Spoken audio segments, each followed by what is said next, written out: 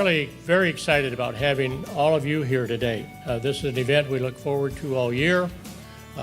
It's a chance for us to celebrate our alums and the great teachers we've had over the years, and to really acknowledge the work that our teachers have done for laying that groundwork, and our alums have done in representing their high school after they graduated.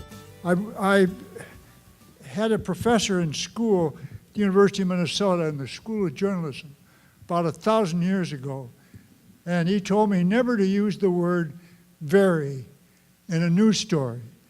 And if I were inclined to do that, I should substitute the word damn. So by university standards, I'm damn pleased to be here this morning. I had some wonderful teachers at Minnetonka High School. One that I remember in particular was Mr. Elliott, who taught social studies.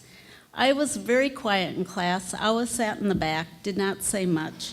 And then we had to write a term paper. And I remember he asked me to stay after class, and he told me what a really good paper it was.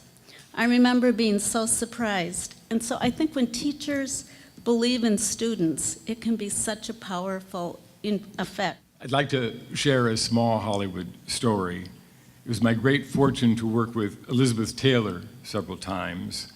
And one afternoon, I asked if she enjoyed her early fame. She said yes, but I had one regret.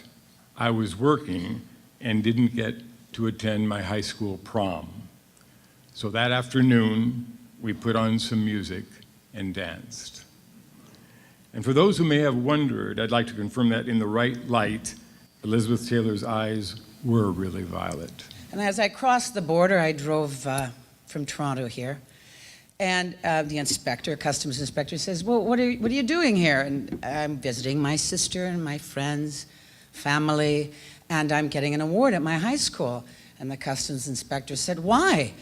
And I said, it just came out, I said, I think it's for longevity, because I have managed to be a working actress for 41 years.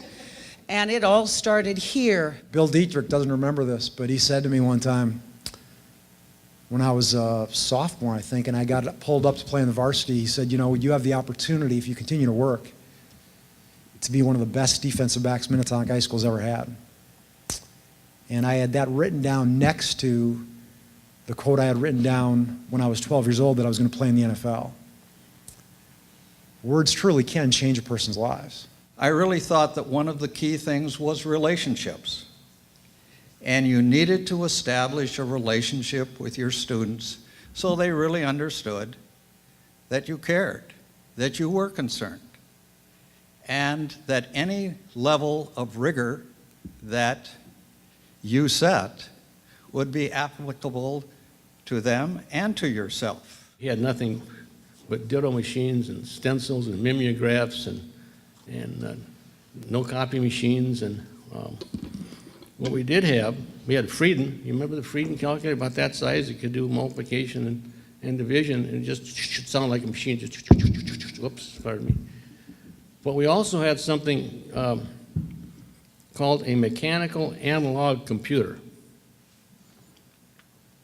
Now, Bill Dietrich might remember what a mechanical analog computer was. Bill was a math teacher along with myself. That is the technical name for a slide rule. Thank you for reminding us that all these ways that we connect is the fabric of Minnetonka, which is what makes the community so special.